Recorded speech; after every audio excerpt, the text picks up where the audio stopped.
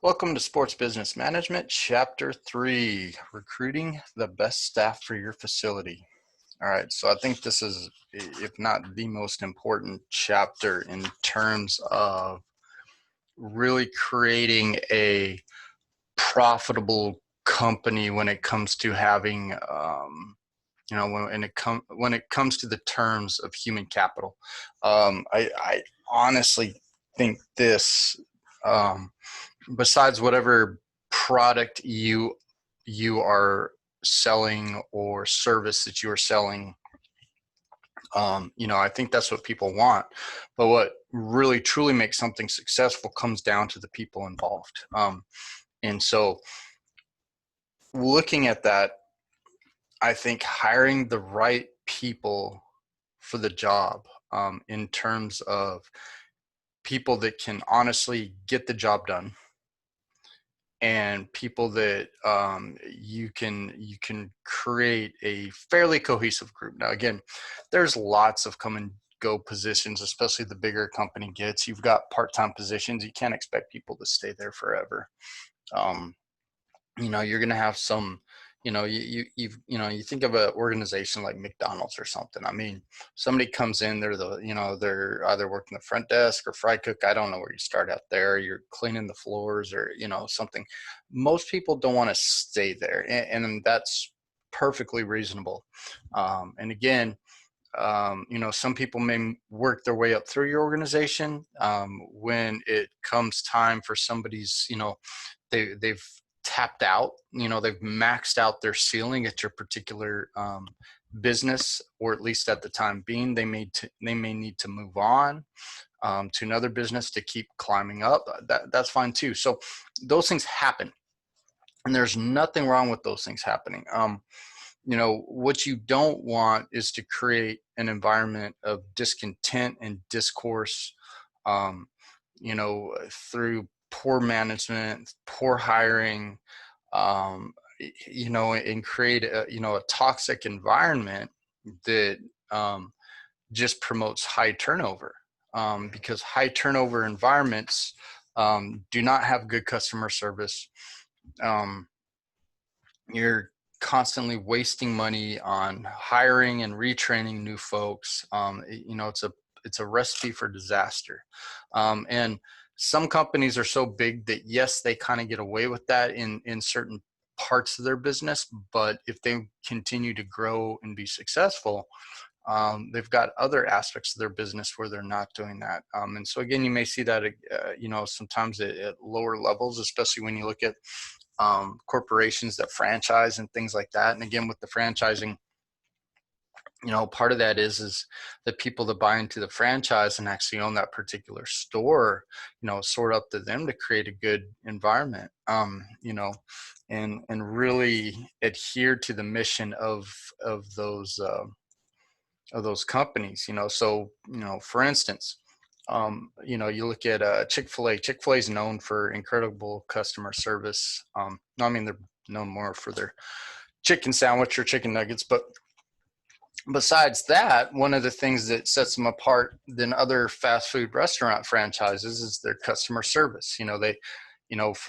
highly popular. I don't go there very much, but when I do, man, the lines are long, and you're like, holy cow, everybody's eating here, and they are. But they've got people out there, going above and beyond, making sure to get you in and out as quickly as possible, helping you get through the car line, or if you go inside. I mean, they go above and beyond of, like you got your hands full, they'll bring stuff to the table. You don't get that at Mickey D's. You don't get that at Burger King. You don't get that at Wendy's. You don't get, any other place you go. The fast food folks beyond the register, they don't come help you with stuff, right? But Chick-fil-A, it's expected, right? I mean, it's one of those unexpected expectations. Like, you may not expect it as a customer, but it's expected of them. And that's one of the things, even though no matter who owns the different franchises, there's an expectation of superior customer service. And those are the things that sometimes will also draw quality employees. A lot of times people think, okay, if we have an environment that's really chill, relaxed, and things like that. We'll get really good employees because it's going to be fun. Yes, but sometimes when you don't demand top-notch performance, sometimes that will be a detriment as well. So there needs to be that mix of like, it's a fun environment, but it's an excellent environment. And we strive for excellence in this environment, because when you strive for excellence, you'll get excellent employees, right? And you'll get folks that want to be part of something bigger, something, yes, we all want fun environments to work in, but we also want to be part of something important. The really good workers of the world want to feel like whatever they're doing is important. Okay. So as we go through this, keep those things in mind. All right. So first thing you got to figure out is, what are your staffing needs? Where are you missing folks? Right. And again, you figure out what position do I need to fill? What's going to entail in that position? And again, a lot of times when you think of gyms, you got like the front desk attendants, you got personal trainers, you got cleaning staff, you got personal training managers or sales staff. If you have that, you've got the people on the floor making sure the weights are cleaned up and just kind of helping people around there, and so on and so forth. You got your maintenance crew, but does every gym work the same? No.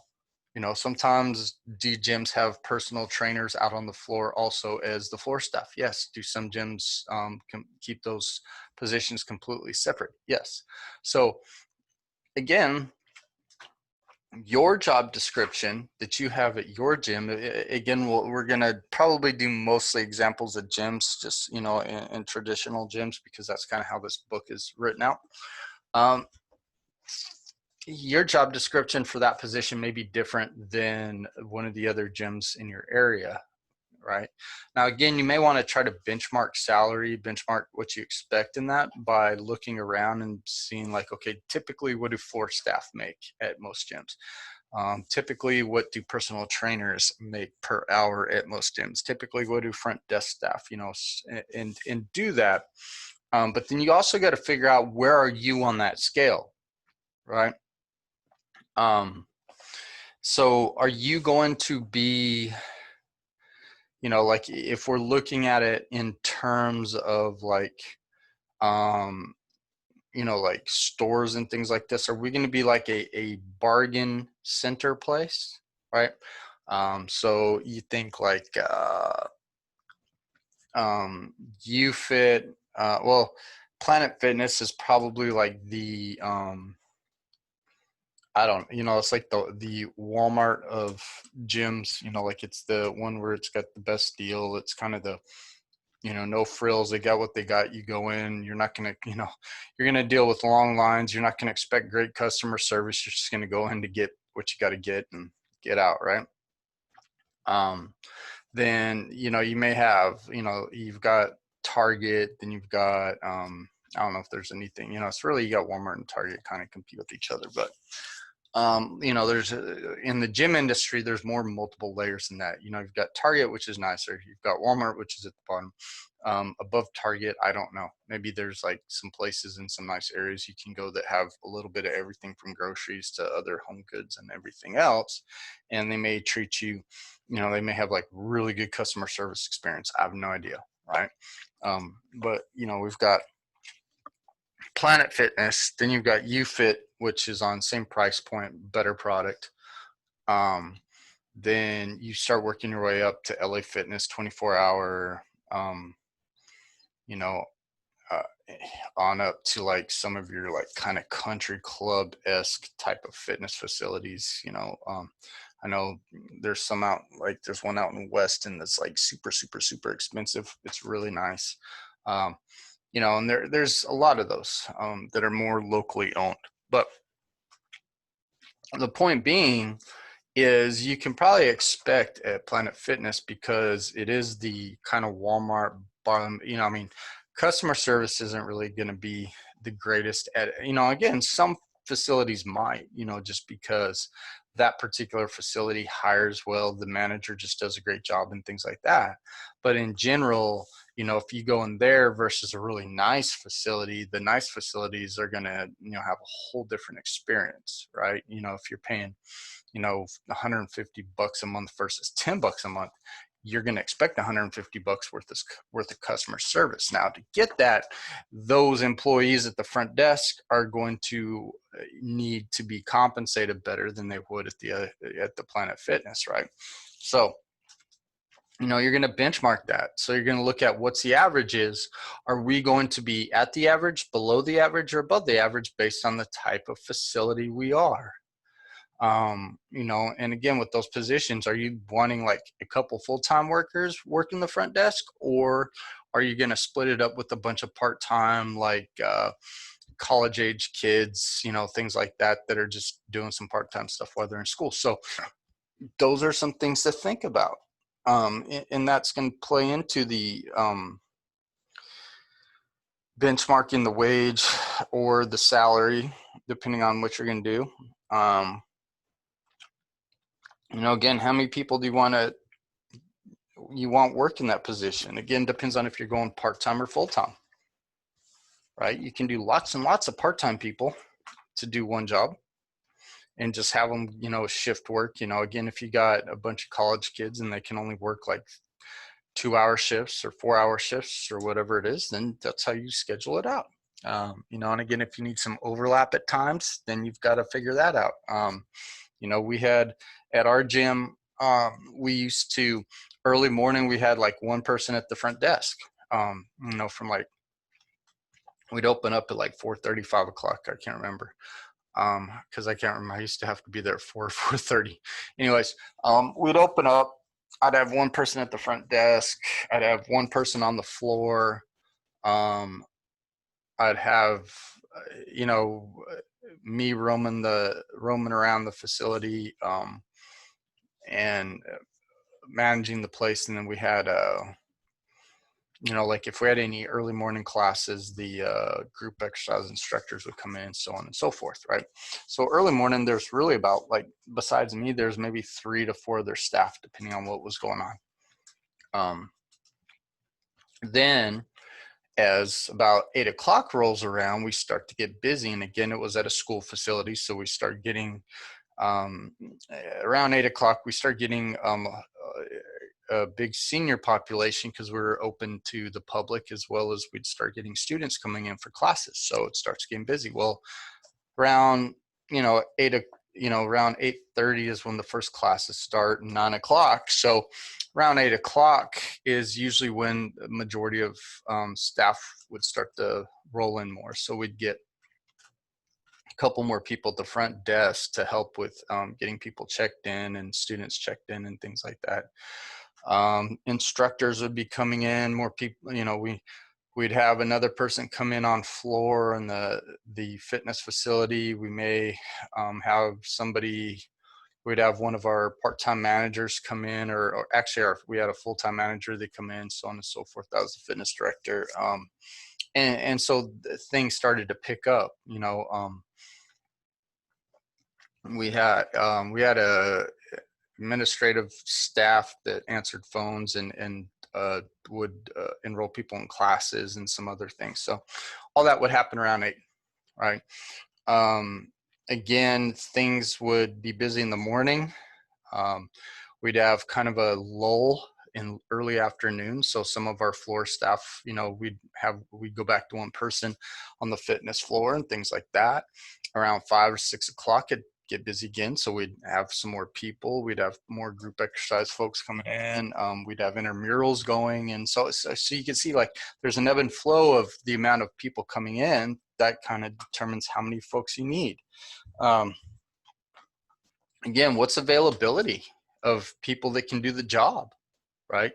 If you're needing people with specific master's degrees and things like that, they're harder to find. If they're harder to find, you got to pay them more.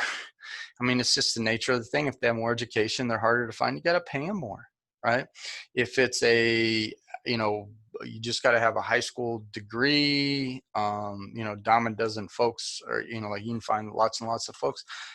Usually that's not as high paying, because there's a greater competition for people trying to get the job versus you trying to find the people, right? When you have trouble finding people, then you got to pay them more, right? And so all that plays into it, okay? And again, depending on if they have to have licenses and certifications for what they do, whether it's fitness or rehab or whatever else you got going on there, that's going to add to it, all right? So again,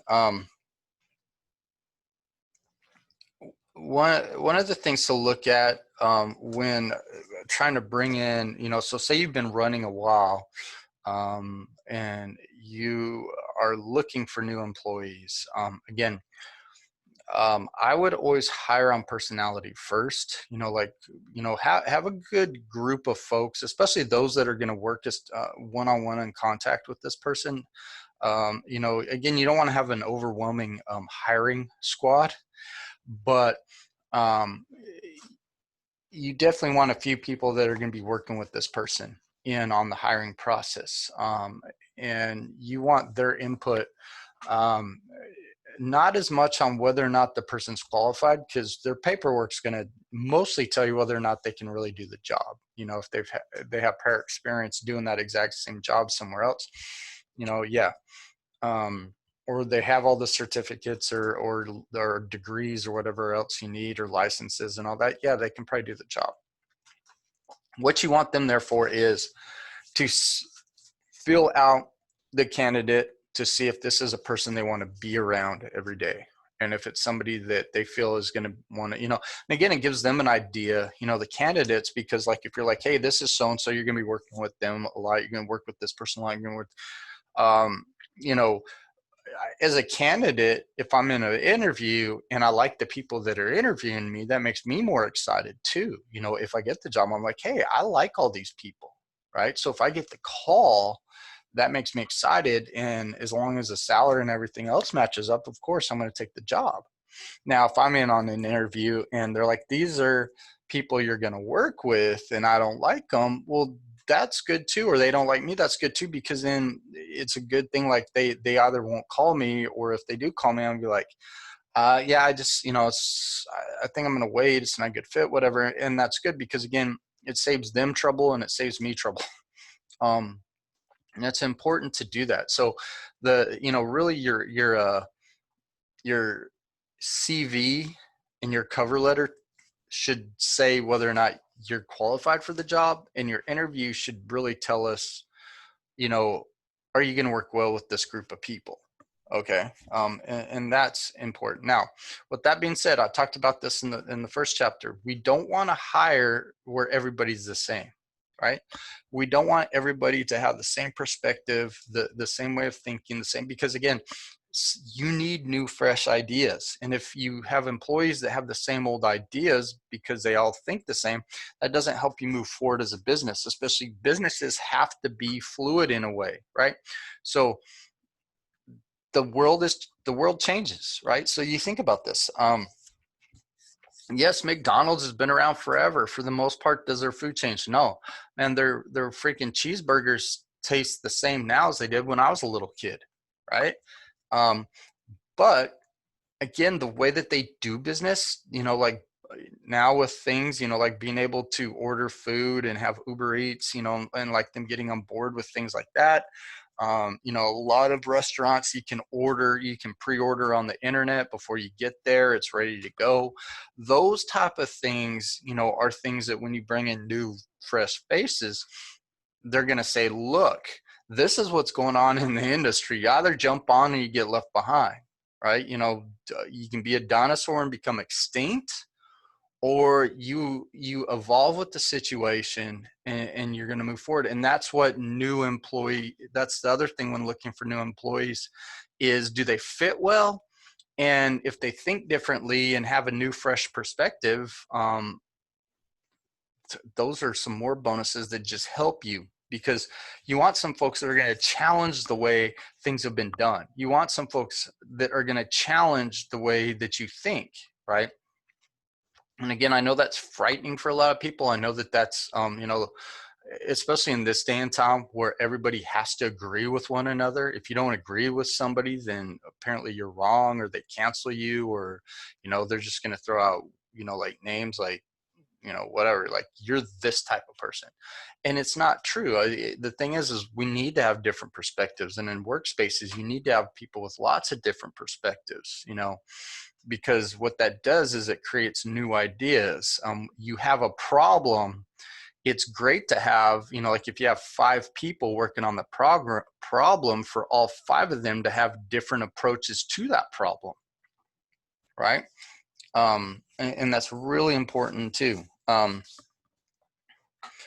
Again, you're going to have people that are going to want, if you get hired good people, they're always going to want new challenges. And what that may be, that they may not be with you long if you don't have places north for them to go in the organization. And that's not a bad thing. People sometimes think that's a bad, they're like, this person's really ambitious, I don't know how long we're going to have them. Well, if they're a great employee and you get like 3 years out of them, that's fine. They can come in, change some of the culture, do that. In 3 years, maybe you'll have a place for them to go up. You never know. You may have somebody that's above them that they're looking to move up and they go somewhere else, if you don't have something for them. So, hire them. Don't be afraid of that. Don't be afraid of people that are going to challenge you. Don't be afraid of people that are smarter than you. Somebody comes in and they're going to challenge you and they're way more intelligent than you. Don't be afraid they're going to take your job. They're going to help you in your job. And as long as you're a good manager to that person, and you allow them to be the amazing employee they can be, they're not taking your job. Because again, part of being a good manager is being a good hire, like hiring technician or something, like if you're going to put that as part of, like your list of duties, so if you can hire, if you create a workforce of people that are better than you, that's part of one of your strengths. And that means that you're in the position you should be in because you recognize talent. Okay. And your boss will recognize that you recognize talent, when they're like, gosh dang, this guy or this girl, man, look at all these great employees I got. And yes, they may be better than the person that hired them, but when they realize like this person has a nose for talent, they're not moving you down because they need you where you're at, right? And so don't devalue that, and don't be threatened by people coming in that are amazing at what they do. Turnover, that's the thing. Turnover is, so you got to look at this. You're going to lose employees to the fact that they're going to move up through your company. You're going to lose employees to the fact that they're on their way up. You just don't have anywhere for them to go at that moment in time, and they're ready to move up or move on, and so they have to move on. Those are 2 areas that are okay. Right? Those are 2 things when it comes to turnover. It's like, don't, those aren't bad. Don't kick yourself for that stuff. That's great. The one thing you don't want is people to quit because of the next 2 things. Either you're hiring bad employees and those employees come in, they're just not working well, and then you're either firing them or they're leaving, or you've got some bad employees already in there that are making it rough on folks coming in, and you're losing good employees because of the bad employees you won't let go, right? And so you don't want turnover for those reasons. You don't want to, it just comes down to bad hiring practice more than anything, because you're going to lose employees regardless. But there's good employee movement either up or out, and then there's bad employee movement either out or they're either out on their own or they quit because you just hired somebody bad, or or you've got somebody bad working for you that's making it rough on good employees, right? So again, those are things that we want to try to get rid of when it comes to turnover. And so it's always good if somebody will sit down for an exit interview and find out why. Why are they leaving? Okay, if you didn't ask them to leave. And again, seasonal requirements. So, you think of like things like really shopping is the one that comes to my mind where, it's like Christmas shopping and stuff. You may need seasonal employees, to gift wrap or whatever else. Sometimes it's a crunch. And again, these are folks that are part-time. They're only be there for like a few months or a month or something like that. Yeah, again, you want to do your best at hiring the right people, but sometimes it's like, we need 50 employees ASAP starting on this day. you know, it's, it's going to be a mess. Again, try to get your best 50, but it's going to be a mess, right? Again, what do you do when somebody leaves, especially if they're somewhere in the middle of position wise, like they're not at the top, they're not at the bottom? Sometimes you got to change supervisory responsibilities. That may be reporting structures, combining responsibilities of people above, people below in certain instances, or people that are like, kind of at the same grounds horizontally, so to speak. They just do different things, and sharing those responsibilities, at least for a while. Or if you figure out that you can do better and not have that person, that's fine too. Now, again, here's where you got to be careful, because, as a boss, you may want to think, all right, well, we can just get rid of that salary. We can get rid of those health benefits, so on and so forth. But now you got people taking on more responsibilities. So again, you'd still be like getting a discount because you get rid of you could get rid of all the benefits you got to pay. But you could divvy up their salary amongst those folks, or at least divvy up some of that salary amongst those folks to, show them appreciation for the fact that they've now picked up more responsibility as well. Okay. So you can do that, or you can have them do that until you rehire, right? Just depending. All right, so performance expectations. Okay, there are expectations of things that you have to get done, and so again, make sure that those are listed on job descriptions. Make sure that those things are clearly communicated to someone once they come in. Don't assume they're going to know, right? And again, you may think, okay, anybody doing this position is going to know this. Well, that's fine, but just make sure it's clearly communicated, because you never know where like what was expected of them at some other place, even if they were doing the same position, right? Even if it's something that you're like, no, this is done for this job at every other workplace. Just say it anyways, right? Don't be like, oh, yeah, all this stuff. No. Tell them, say, this is what we expect. You come in, you do this. Da, da, da. These are things that you can do day to day. These are things that are going to be done weekly, monthly, yearly, so on and so forth. Describe situations in which you've experienced excellent customer service, and think about those things when you're trying to figure out what you want, right? Think about businesses and organizations that have great reputations. When you're creating a business, what other businesses have great reputations and why, and add that into what you do. Okay. Books or articles that you read that deal with delivering great customer service. These are all like little things about thinking about when you're trying to create a job, or create a job description, things.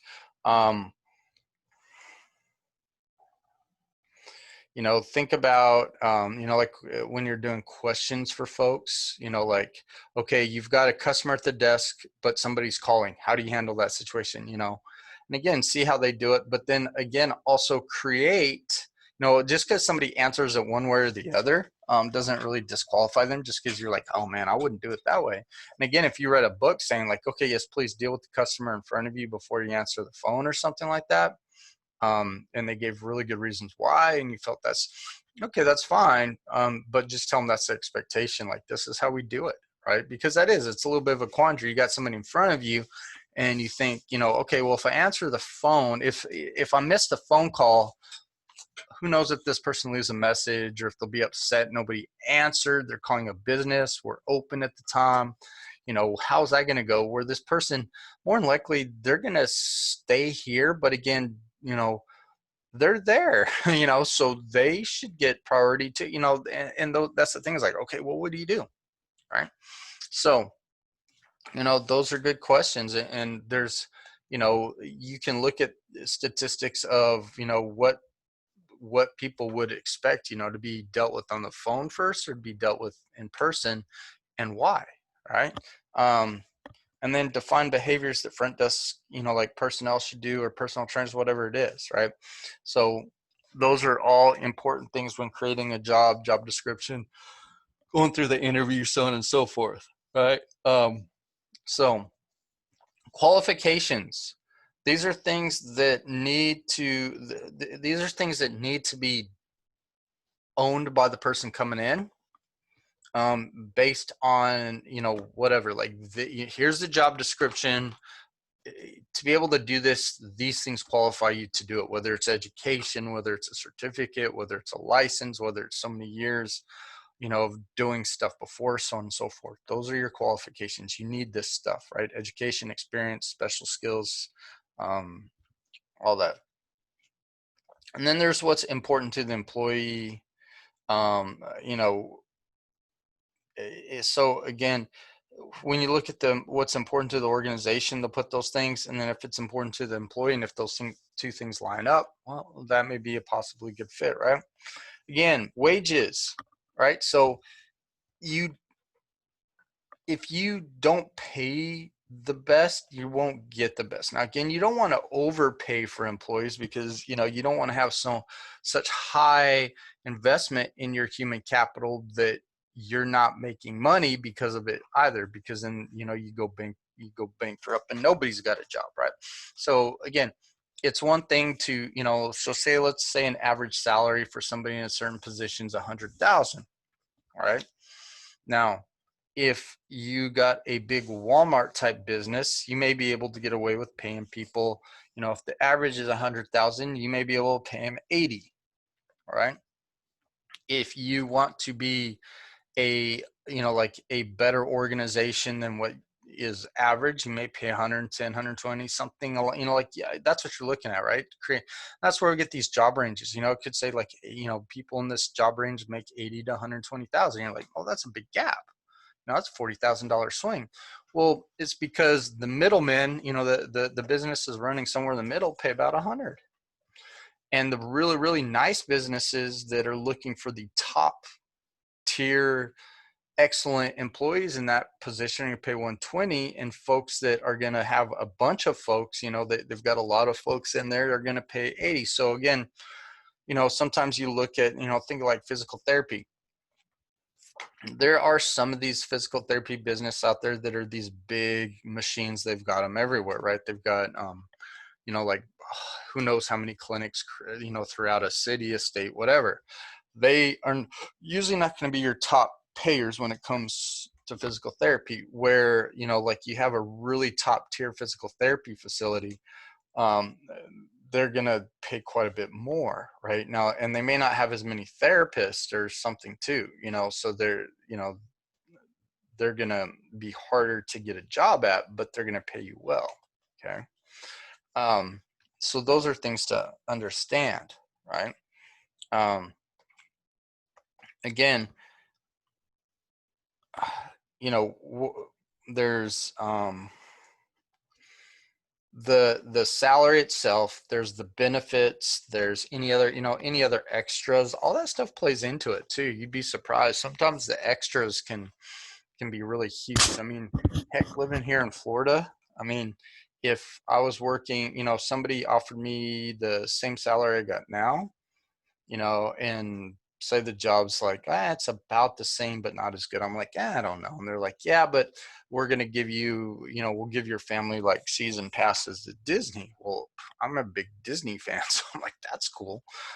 Plus I love taking my family. So I'm like, I got a big family. That's, that saves us some money, because we're going to go, at least once a year regardless. And it's expensive, but man, if you're going to flip the bill on the tickets, hey, I'm going to go a lot more, one, and two, that's going to save me quite a bit. So sure, right?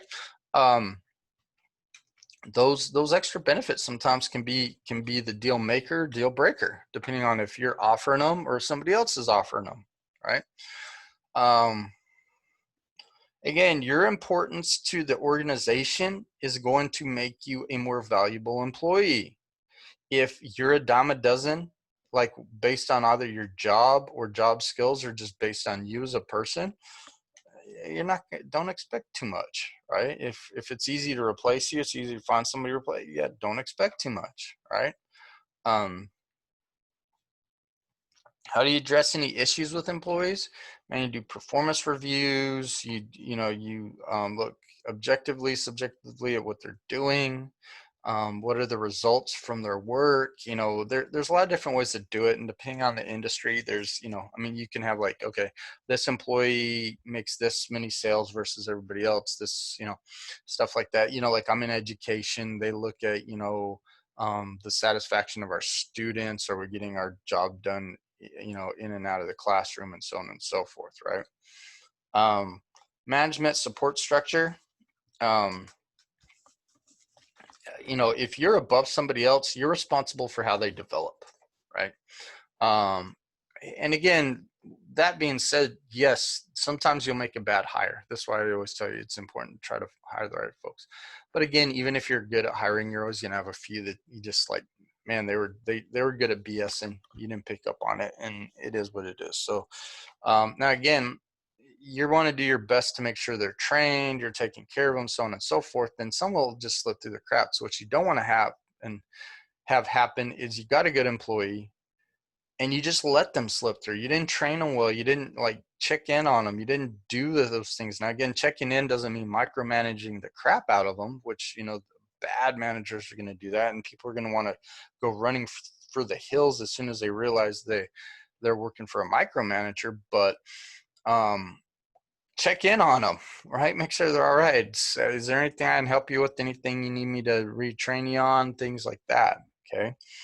Um, you know Personal appearance, is there uniform policies? If not, what's the dress code policy? I work, man, I here at Kaiser is a little weird, depending on position. Like I wear workout pants and a dry fit polo shirt because our department, that's the uniform. So you students get to wear it. We wear it as professors now.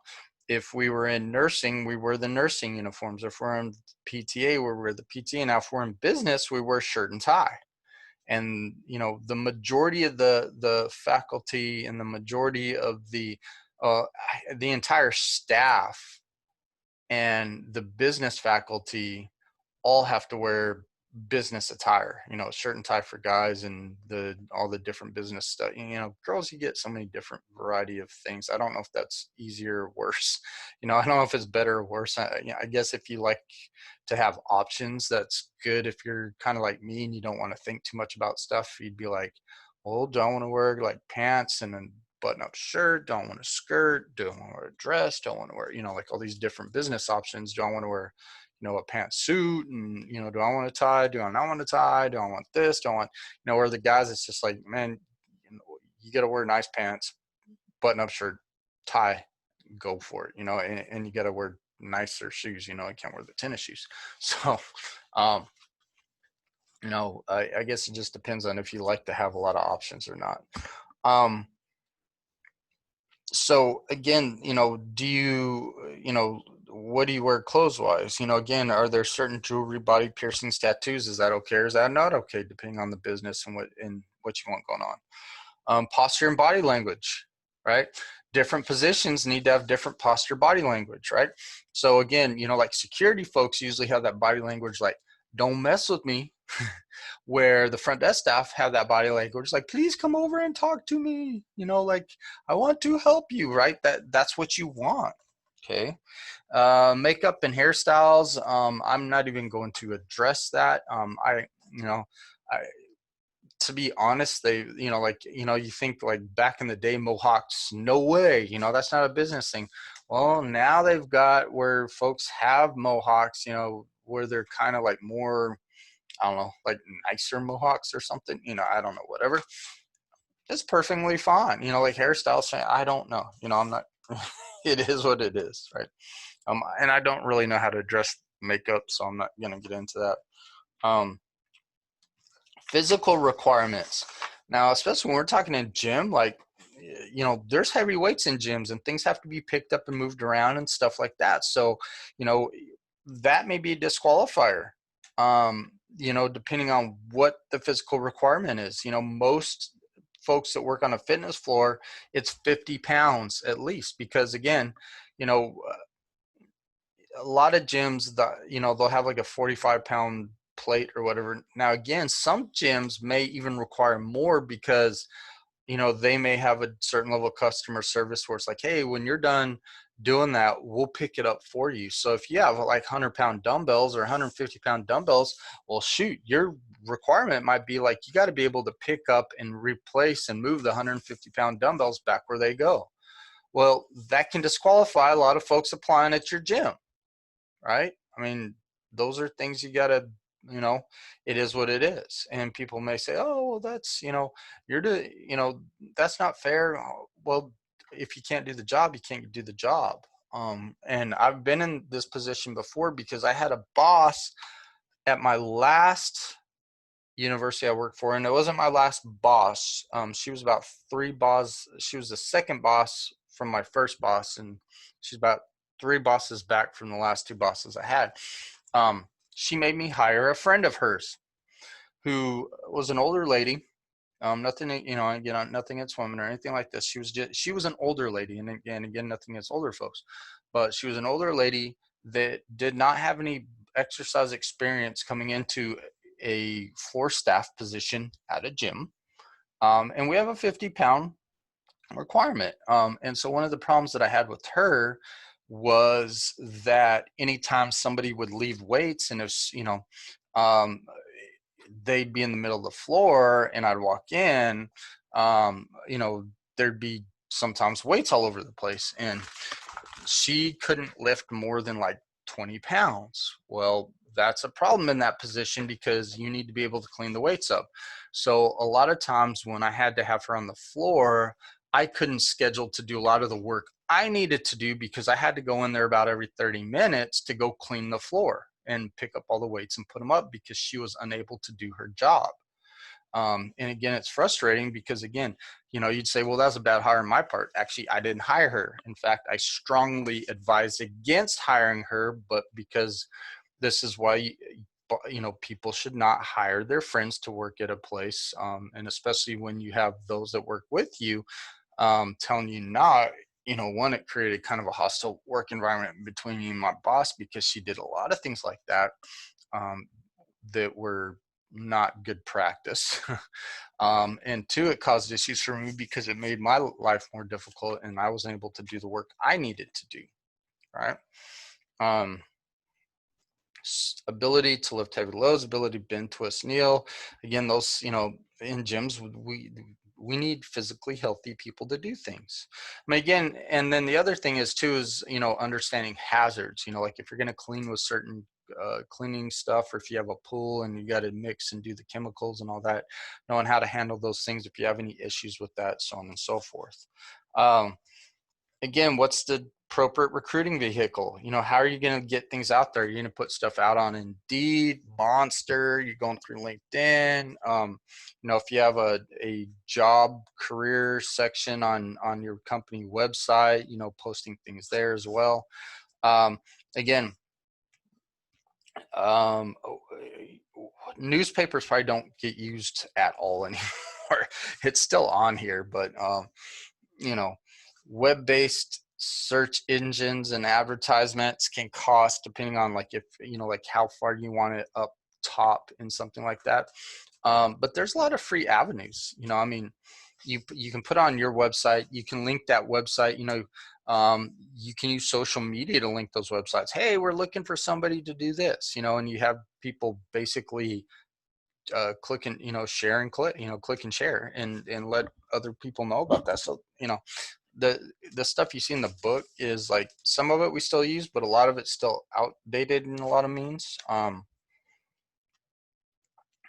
Again, one of the things is sometimes it's better, like one of the things you can do. So say you're trying to hire a physical therapist. Well, you could put it out to, like, if you're part of a social group or something, especially like online, and you're a physical therapist and you're hiring a new physical therapist, you could put it within that group. Let any of your PT friends, or if you know any people just graduating out or anybody at schools, we're looking for somebody, right? And what that does is you don't get a lot of unqualified people applying for the position. And it may limit, especially if it's a group, say it's a local group, so like it's a Miami group or something like that, it, it makes it like you're finding local talent or something like that. Now, if you're wanting somebody to come in from like way, way far, you can put out to national groups and stuff like that too. So, but just depends on how many folks you want to see, if you want to deal with somebody that's trying to move across the country, so on and so forth, right?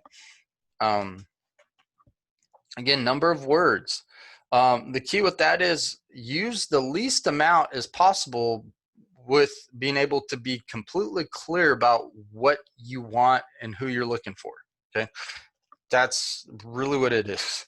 If it's too wordy, people are not going to know what's going on, and if you don't have enough, then it's choppy and unclear too, right?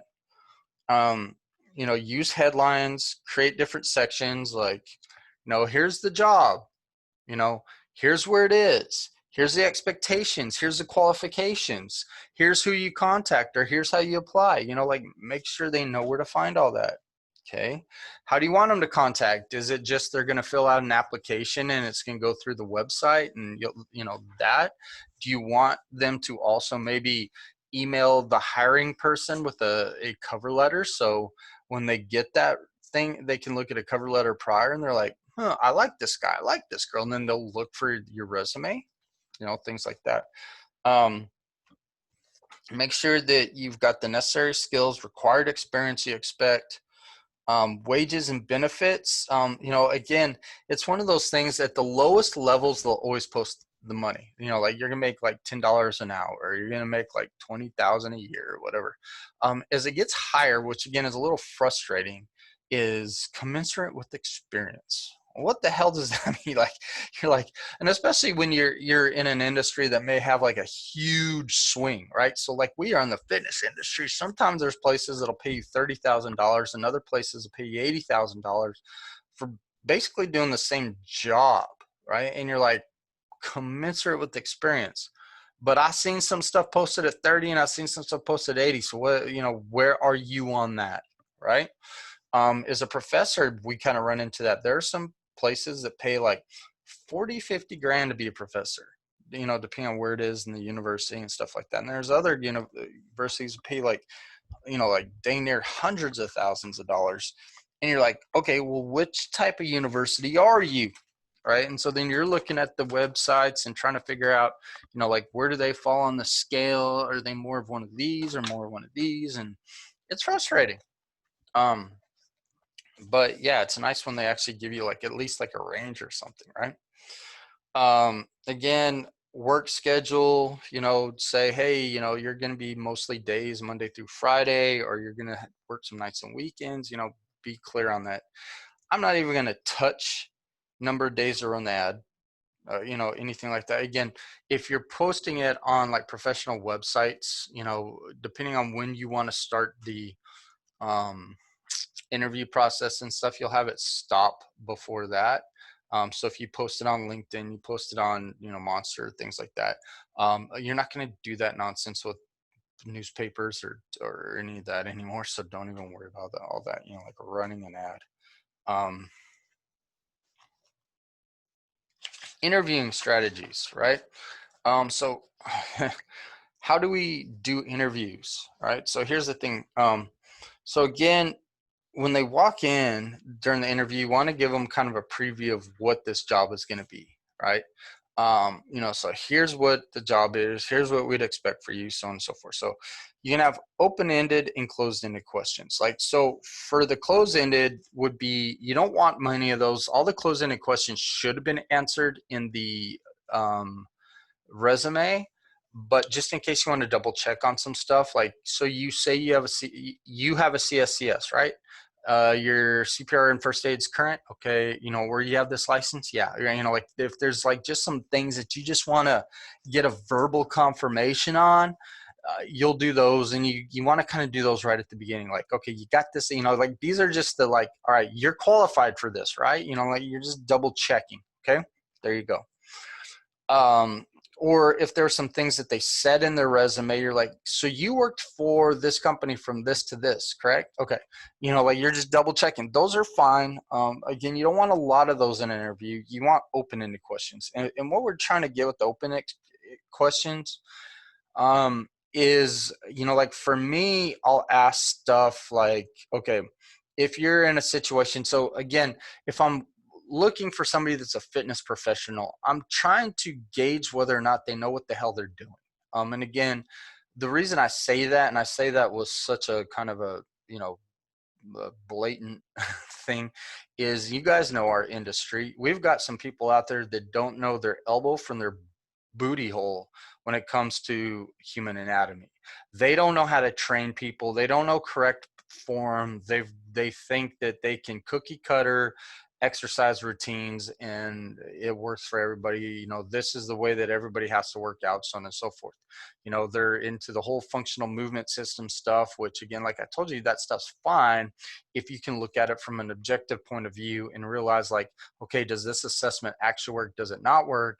And then again, do I, the functional folks, are they those crazy folks like from Equinox that are like, look, before we even start working on you losing weight, we're going to do this functional training stuff to get your body, where it's like, now you could actually incorporate that in while they lose weight, like, are they just like so out there when it comes to like, from, like theories and realities. And then again, nutrition's a whole different animal of idiocracy, that, well, I'd say probably like 80% of the population doesn't know jack squat about nutrition, which is frustrating.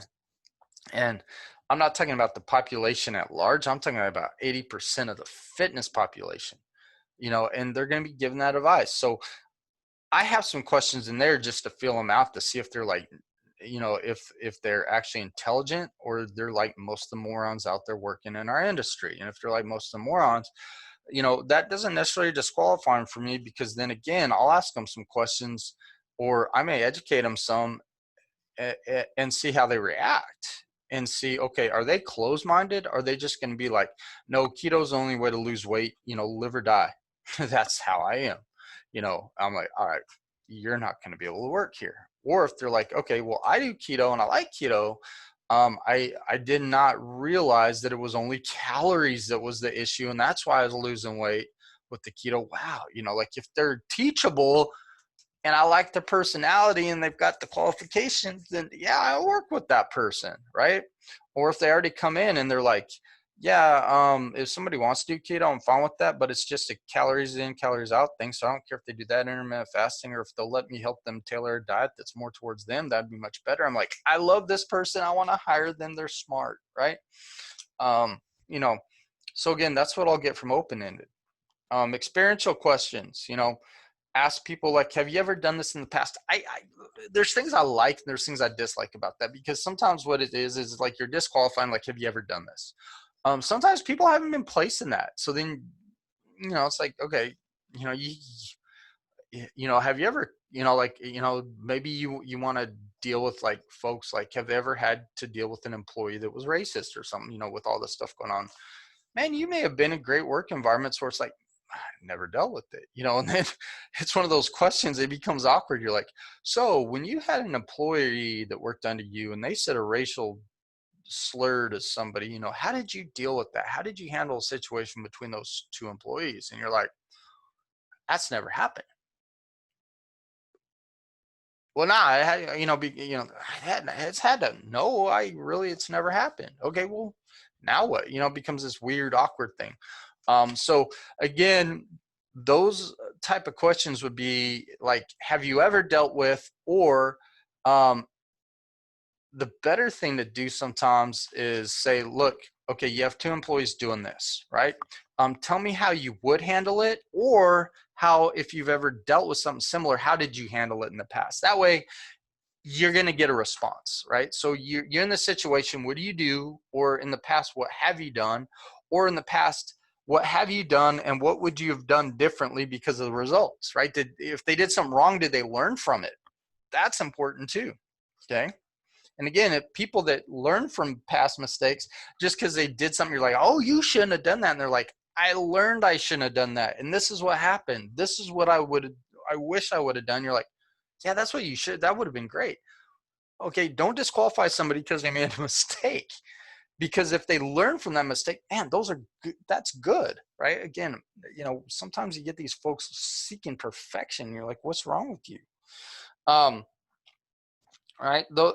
So again, experience, motivation. Again, why does somebody want that position? Is this just like something to do in the meantime, or is this like they love this stuff, right? You want people that love this stuff. Now, some of your positions, like cleaning staff, sometimes it's like, do you love cleaning? No, but this is all I'm qualified to do. I have a lot of experience doing it. I'll give you 100%, but no, I may not love it. And yeah, I'm doing this while I'm in college, and I'll probably be gone in 3 years because that's when I graduate. That's okay. If they're a hard worker, they're going to get the job done while they're there. They may not love it, and it may just be, man, treat them well. They may treat you, go, like, go for it. They don't always have to be like passionate about what they do. Some positions don't require that. Some positions do. Okay.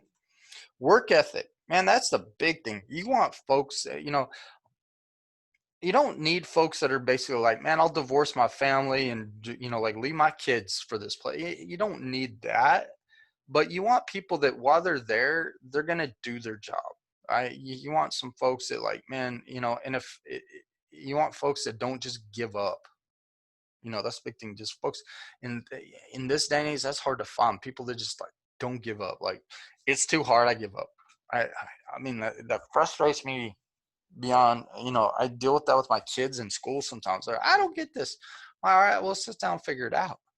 you know um and I see that with this younger generation, which is it frustrates me because there's so many that do that.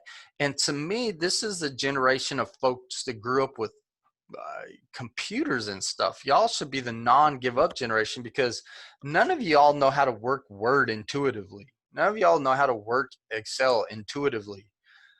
But the difference between you and your parents or grandparents is the fact that you sit there and play around on the program till you figure it out, right? And that's the one thing, like, I guess, like, I share with the younger generation is that, like, technology does not scare me, because I'm like, somebody knows how to do this. I can either play around on it, figure it out, or I can YouTube it, or I can do whatever, get on Google and ask questions. I'll figure this out, right? I know I'm going to get it figured out. But again, there's some things, especially when you get outside of the technology, your generation just, I don't know it. I don't get it. I'm not going to do it. Uh, Come on, take that same stuff you do with technology and take it outside. What else, like, use that same thought process. Customer service, right? Ask questions about them giving good customer service, or times where they felt like they should have given better. You can ask some different things with that. And personality types. Would you say you're more outgoing or more reserved? I don't really care from that. If you want to get their personality type, man, just start having a conversation with them about, like, okay, like in their job, especially like in their job, right? You're like, all right, tell me about some of the stuff that you like to do in fitness. Tell me some of the stuff that you don't like to do. Tell me about this. Tell me about that. That will give you an idea of what their personality's like. Like, okay, like when you're in a large group, like, tell me about a time you had to address large group, if you have, or, like, think of things like, okay, to figure out, are they outgoing, or are they not outgoing? If they're introverted, is that really a bad thing? I'm an introverted person. I'm a professor. I'm talking to you loud on this thing right now. I'm talking to a stupid computer. Nobody's sitting here with me, which to me is weird. Yeah, but I'm sitting here talking to you, um, And I'm talking to you kind of, like, again, you guys have probably noticed if you've gone through my lectures since March that, I was probably more awkward at the beginning. I'm less awkward now because I'm getting used to talking to a stupid screen with nobody here. Um, but again, I've got better every single year that I teach in front of groups of y'all too. And part of that is, yes, I'm an introverted person. No, I don't like to have lots of conversations with people. No, I don't like to go to parties and talk to a lot of people. Um, but in my job, I can be extroverted when I need to, and I can dial it in for a certain amount of time. And I have this personality that will come out when I have to let it. And then as soon as I'm done, I'm tired and it goes back in its cave, right? That's just me. You can be what you need to be for your job, right? And that's the thing, is just because they might be naturally more introverted or they may be naturally more quiet doesn't disqualify them. And again, they may be naturally quiet, and sometimes that may give them some better qualifications for certain things too, right? And so, their natural personality, you may be like, all right, actually you'd be better suited for this position versus this, right? This may be, again, if somebody's like, I don't really like being around people, you're like, well, we do research here too. Would you like to, like, just deal with a few folks coming in to the lab or something like that? And they're like, yes, that'd be great. Whatever it is. Right? Teamwork, right? So, you always have these, like, you had two people fighting. How did you deal with that? Or have you ever been in again, nobody's going to answer that completely 100% honest, because it's one of those things they always tell you, like, don't tell them your faults. Don't tell them where you screwed up. We've all screwed up in relationship stuff, but it's like, how did you fix it? Man, I apologize. But again, you can't tell them you screwed it up and then you had to apologize, right? So I don't think you get very honest stuff. You just got to be like, okay, personality wise, like, who do you like to work with? Not, what was things like, try to, again, these are things where I think it's better, instead of asking particular questions, have some conversations, like you and the rest of your panel already have planned, hey, we're going to talk about, because they're applying for this position, we're going to talk about, like, say it's a sports position, you're going to start talking about sports teams or something like that, and you get going, you're like, oh man, I like this football team, no, I like these guys, who do you like, and all that, and you start getting that going. And same thing with the teamwork, like, we work a lot together, and this person likes to be the boss, this thing, like, I mean, where do you think you'd fit in? Like, what role would you want to fill? Like, can you do this? Like, and start getting them talking and tell them, like, hey, we just, the other day we were dealing with this, like, what would, like, if you were chiming in, you were part of this conversation, what would you have done? If I would have said this and she said that and he said this, where would you fall in with that, right? That gives you a better idea of how they work with your team. Okay. Problem solving. Again, sometimes these are experiential things, but again, you would train them on, if it's something you're going to train them on anyways, don't ask that stupid question. Like, okay, the computers, our computers fail every like 5 months. This happens. And then you have to call so-and-so, they reboot the system. During that time, you're going to have to tell the customers coming in just to write their names down on this list. You'll enter them in, as soon as the computer's back online. Don't ask them about, like, okay, computer system goes down, people are coming in, what do you do? Right? Because if you've already got systems in place for that, and you're going to have to train them on it anyways, don't. Right? If you want to do problem solving stuff, and give them some hypotheticals of things that, like, like, really, like, these are not things that we've trained for, or maybe these came up in a meeting like a month ago and you're like, man, what were we doing this? And you're like, hey, we're still trying to figure this out. Why don't we ask them and see what they, like, that's fine, but make it, again, it needs to become a discussion and be like, okay, well, okay, now we thought about that, but here's one of the issues we would, and, like, work through the problem with them. Because again, if that's how it's going to be at your work, that's how you need to do the interview. Don't make it different than what they're going to come into, right? You need to be as transparent with them as you're wanting them to be with you. Okay. Timelines and availability. All right.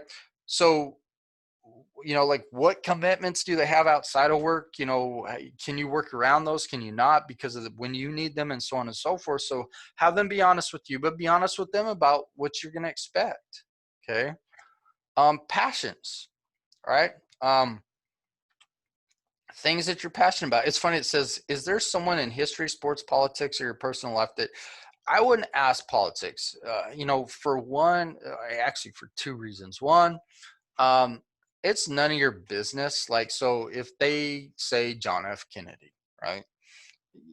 Again, this day and age, they may be like, oh, they're a Democrat. And if you're not you got some folks in there and out there like, oh, screw them. Right. Or if they're like, I really like George Bush, or they, like, I really liked Ronald Reagan. Oh no, they're Republicans, Democrats. We hate them. That's not one I'd really ask. I'd be like, like you may say, leader, and ask, why did you like that leader or something? Maybe they would bring up a politician. And again, you got to take it for why they liked it. Again, don't be like, oh, wait, what were they Republican or Democrat? Who cares, right? If they're like, I like this person because during this time we were going through this in our country, and these were the things they did, and take it for what it is, not that they're making a political statement. Okay. But again, yeah, you can ask, is there people that you admire and why? Somebody asked me that, for example, I'd be like, Kobe. Why? Because he cheated on his wife and almost got. No, man. I mean, dude made a mistake. I think it's really, cool, that his wife and him were able to work that stuff out. Again, it's not that I would want to go through that part of his life by any means. But the thing I like about that guy is, man, you talk to anybody, nobody outworked Kobe, right? If he invited you to go practice with them, he would be there first. And then after practice, when you're walking off the court, he kept practicing, right? If he was playing against you, he was always make sure that he was at the court before everybody else, just working. Like part of it was just his work ethic. Part of it is he's trying to intimidate you, right? The man was tenacious. He competed every single day. That's why I like him, right? That's it, man. I mean, it's just like, I admire that. I think that's amazing, right? Not to mention he played for my Lakers, and to me, it was just phenomenal to watch play. I mean, every time he had the ball, you were just like, he could do something incredible. And most of the time he did. You're like, holy cow, right? Stuff like that. And then commitment to personal growth. Now, again, some people be like, where do you see yourself in 5 years? Look, man, if you're hiring for a part-time position, don't ask that question. If it's like a part-time after school thing, because again, it's weird to ask them that. And they're like, well, I don't see myself here, um, yeah, you don't see them there either. So don't ask it. Now, if you're looking for like more permanent, like salary type positions, yeah, you can ask that and be like, and again, if they're like, look, I'm going to be here for like 5 years and I don't think I'll be here beyond that. I think I'm gonna do this, now again, that's a pretty honest answer. And a lot of times you're not going to get that. And that's fine, and you can still hire somebody that you're like, well, gosh, in 5 years I'll have to hire someone else. Yeah, but you might get five amazing, if they're like checking all your boxes up until then, that doesn't disqualify it. That gives you 5 years of an amazing employee. And you never know. Sometimes that 5 turns into 6 or 7, right? Again, this chapter goes through some of the different positions. So you got like front desk personnel, fitness specialists, membership sales, housekeeping. Again, it's all the same when it comes to like like you got to, list the qualifications, list your expectations, all those things. Let them know what the job is, the time frames and all that. So, we're not going to break down each one of those. Phone screenings, so once you go, instead of bringing people in all the time, you get all the applications, you narrow it down to say 10, something like that. And say you only want to bring in like 5 people to talk to, right? So you're going to do phone interviews, right? So you do phone interviews. Nowadays, we don't really even have to do that. You could do Skype, or, you used to do Skype. Like, anybody checked on Skype? I like that. I mean, like, anybody checked on Skype, because now we do Zoom. I'm on Zoom right now, right? So we Zoom meet. Or you do Microsoft, like meetings or whatever. So you do that. you do these like, group telemeeting, then you decide out of those 10 which 5 you want to actually invite into person, except for now it's coronavirus, so we don't do that. You may do a second Zoom meeting, and maybe you bring some other folks in or whatever, instead of the in-person, right? Hopefully we'll go back to the in-person soon, but in-person, the interview is not going to be much different than the phone one, right? You may have some different questions like, oh, I wish I would ask that. Well, ask that one then, right? And things like that, just to kind of double check, like, do we like this person over these folks, right? And then you can compare the candidates, right? So again, that's part of it. Once you start interviewing the first person and there's things you like and dislike from the, like you're like, I really like this about her, but I'm kind of iffy about this.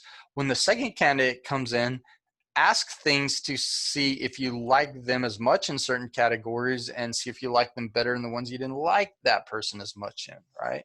And then again, from there, you give the job offer, you let them know, you do, and before that, again, actually prior to that, you'll do background checks. If you're going to check on other employers and stuff like that, you'll do that. Then you do the job offer and all that. They may do secondary background checks after that. Like you may do a prelim one, and depending on what type of business you're at in security, you may have to do more after that. Then you do new hire packets and onboarding and training, and it's kind of where they end that chapter. All right, so that's it for chapter 3. If you guys have questions, please let me know, and I'm going to end this and do chapter 4 tomorrow.